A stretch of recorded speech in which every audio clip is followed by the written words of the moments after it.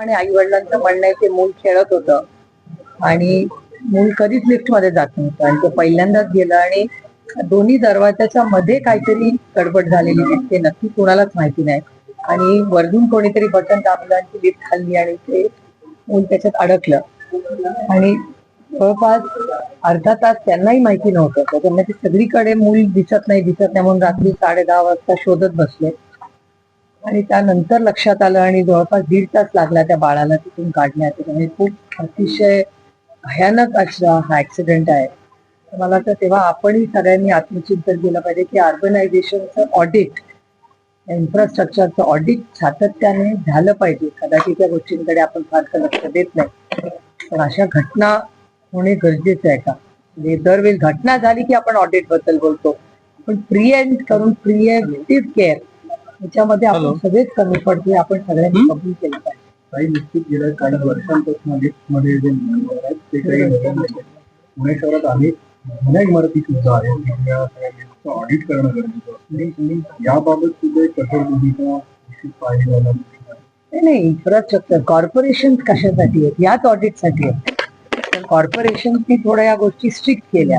STP plants असतील, lift असतील, basic infrastructure असेल, याच्याबद्दल आपण खरंच प्रशासन असेल किंवा आपण नागरिक म्हणून आपण खरंच सगळ्या सोसायटीला, प्रत्येक सोसायटीला आपली आपली एक बॉडी असते. ती बॉडी हे सगळं करत असते, पण अर्थातच नियम, कायदे, त्याच्या तारखा किंवा आधीचे बंब, त्याची अवेलेबिलिटी, त्याला ऍक्सेस रस्ता, एवढ्या मोठ्या इमारती आपण बांधतोय, पण त्या इमारतींना पोचण्यासाठी तेवढे रस्ते, कचऱ्याचं नियोजन, पाणी, आगीचे बंब हे खरंच आहेत का, याचा विचार कोणीतरी प्रशासनाने करणं गरजेचं आहे. ताई, विकास लवंडेला काल पोलिसांनी अटक केली, मात्र आज कोर्टात वेगळीच माहिती समोर येते. जे विकास लवंडेच्या नावावर गुन्हा दाखल नाही तीच माहिती पोलिसांनी कोर्टाला दिली आणि त्यामुळे कोर्टाने अंतरिम नामंजूर केला.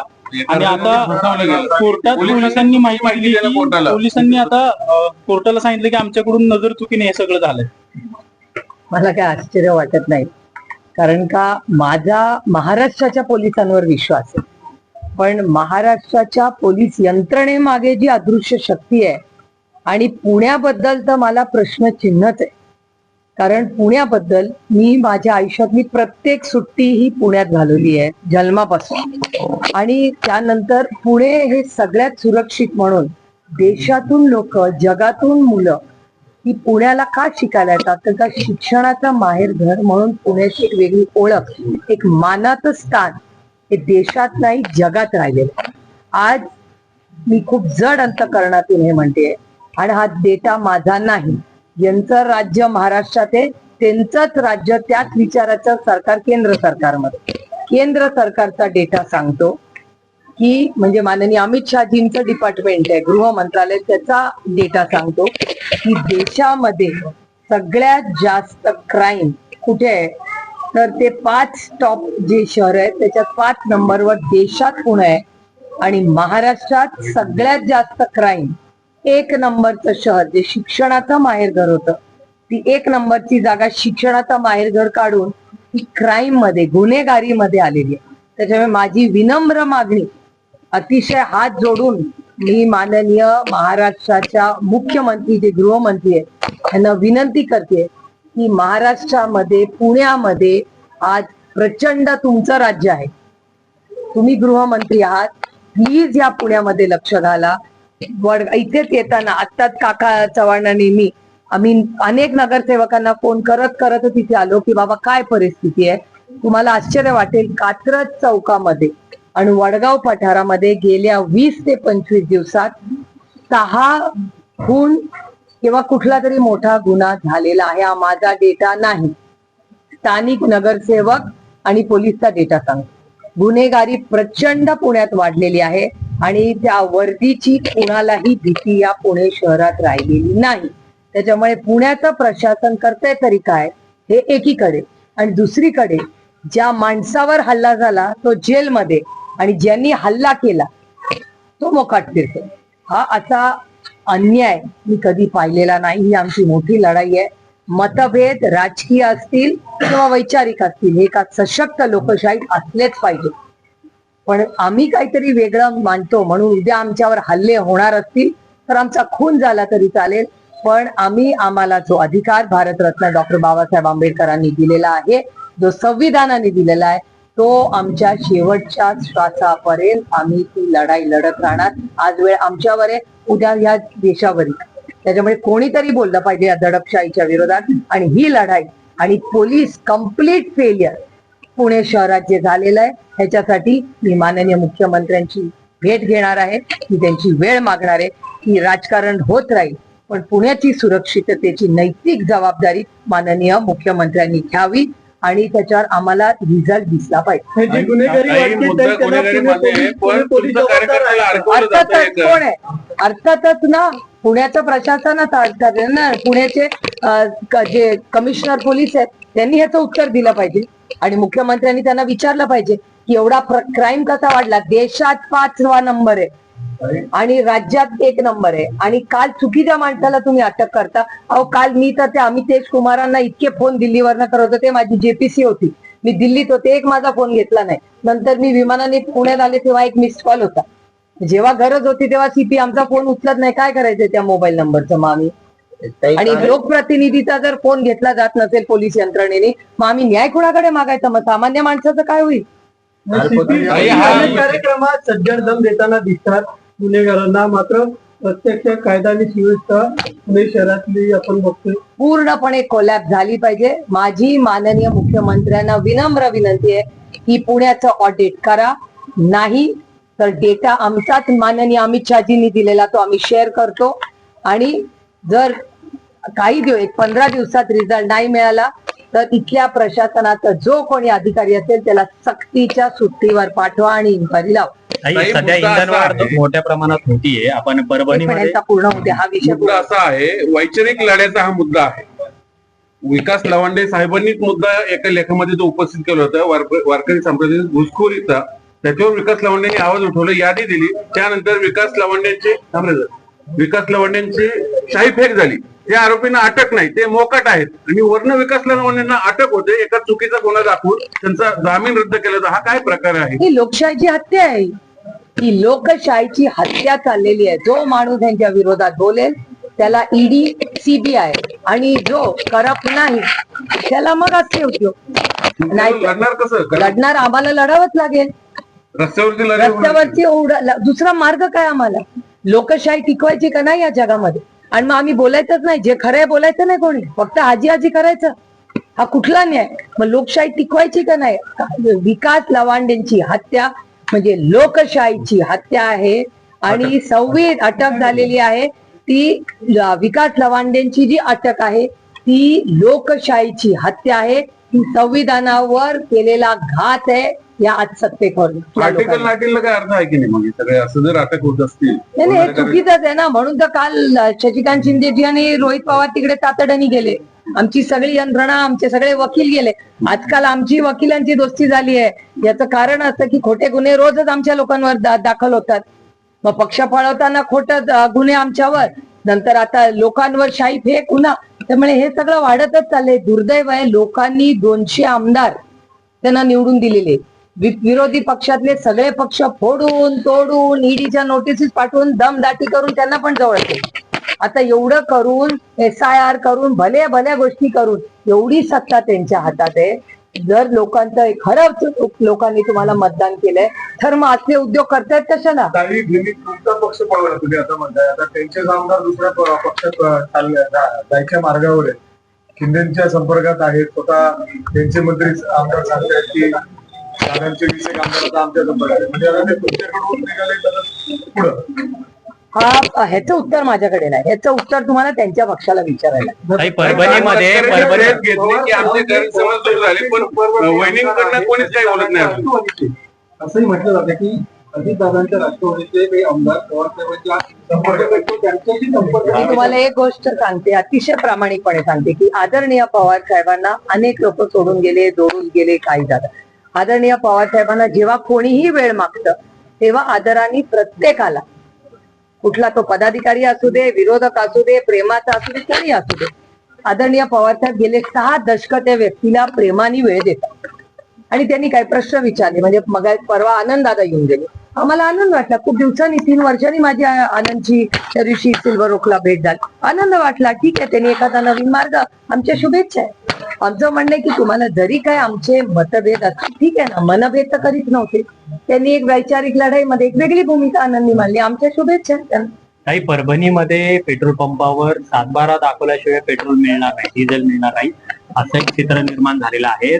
केंद्र सरकार म्हणते की इंधन पुरवठा हा पुरेसा आहे, कुठेही तुटवडा नाही, पण ग्रामीण भागामध्ये याची झळ मोठ्या प्रमाणात जाणवते आणि परभणीमध्ये तर 7/12 मागितलं. नुसतं ग्रामीण भागात नाही, तुम्ही सगळीकडे राज्याची परिस्थिती बघा. आणि मला चिंता कधी वाटली जेव्हा माननीय भुजबळ साहेबांचं स्टेटमेंट तुमच्या चॅनलवर मी पाहिलं.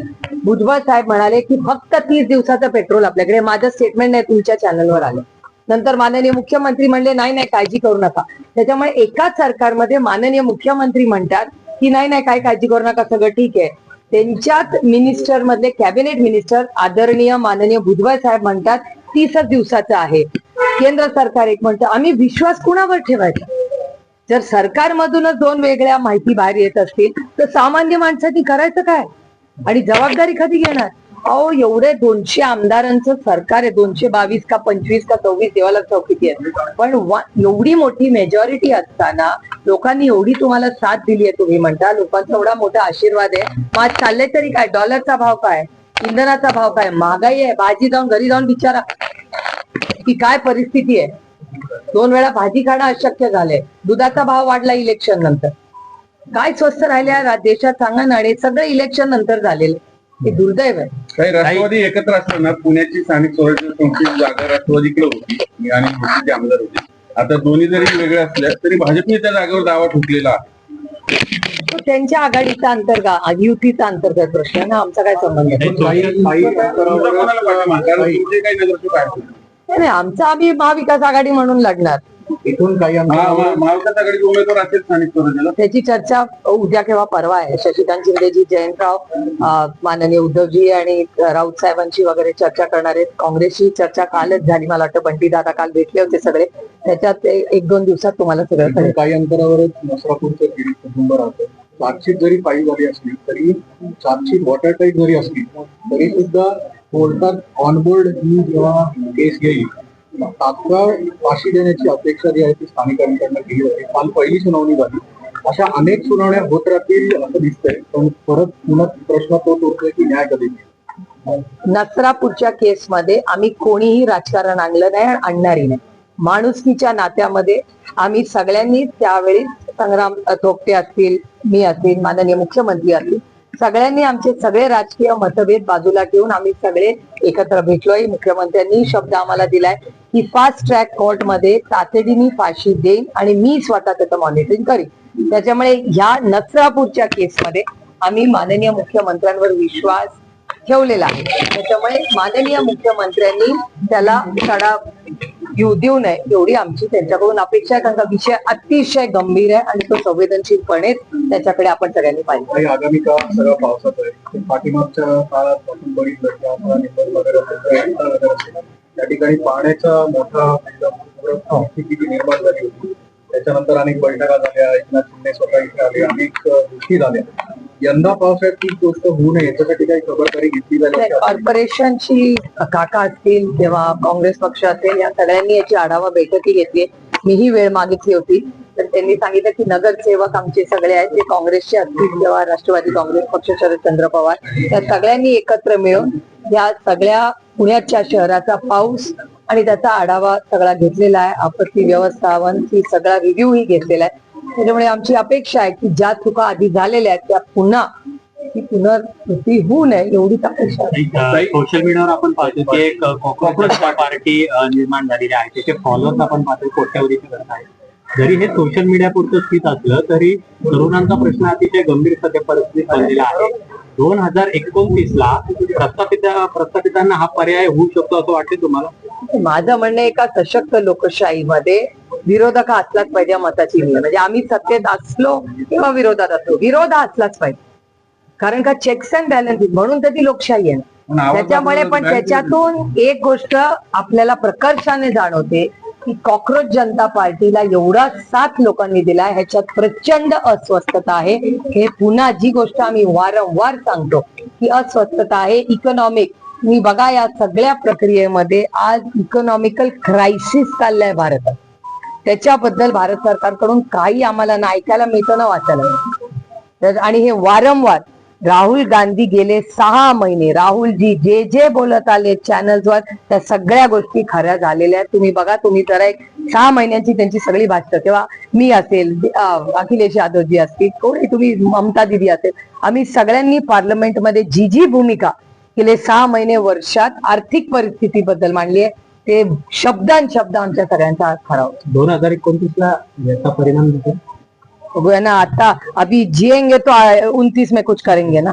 इथे आता 26 मध्ये काय परिस्थिती माहिती नाहीये. 29 तर कोणी बघितलंय. राष्ट्रवादी तटकरे साहेब घरी भेटायला आले होते साहेबांना. नंतर कालच त्यांनी प्रेस घेतली की आमच्यातले वाद मिटले वगैरे, पण अजून वहिनी ना बोलल्यात ना पाठ बोलला. मी खरंच मिटलंय की काय? नाही, त्यांच्यात वाद आहेत का नाही हे मला माहिती नाही बाबा. दुसरे का घर में क्यों झाकू मैं. इथे एवढी महागाई, बेरोजगारी, भ्रष्टाचार चाललाय, दुधाचा भाव वाढलाय, पेट्रोल डिझेलचा वाढलाय, हे सगळं कायदा सुव्यवस्था रोज कोयता घेऊन फिरते माझ्या मतदारसंघात आणि पोलीस काय करेना, हेच बघण्यात माझा सगळा वेळ जातो. साहेबांकडे आले होते. नाही, साहेबांकडे सगळेच लोक भेटायला येतात, त्याच्यात काही नवीन नाही आणि गैर काहीच नाही. मला असं वाटतं आदरणीय पवार साहेब नेहमीच सगळ्यांना भेटतात. काही रासायनिक प्रकारचा थोडा जो आहे तो जाणवतो. पण तो आधीच होता. गेले 6 महिने मी पार्लमेंटमध्ये स्वतः बोलले त्याच्याबद्दल. हे अपेक्षितच होतं. सरकारची जी भूमिका आहे ती अतिशय चुकीची. ताई, शेतकरी सध्या आणि तिहेरी संकटात आहे, कारण एका बाजूला एल निनोमुळे पाऊस कमी पडणार आहे, खतं नाहीयेत आणि आता इंधन पण भेटत नाही. आणि अचानक सेंद्रिय शेती कसे करणार? शेतकऱ्याचा कंबरड मोडण्याचा पाप हे या सरकारने केलेलं आहे आणि हे होणार आहे. हे वारंवार आम्ही सगळ्यांनी हे आमची सगळी भाषणं मुद्दे काढून बघावं. आम्ही हे होणारे सांगत होतो. हे पूर्णपणे केंद्र आणि महाराष्ट्र सरकारचं फेलियर आहे, अपयश आहे. Okay, thank you.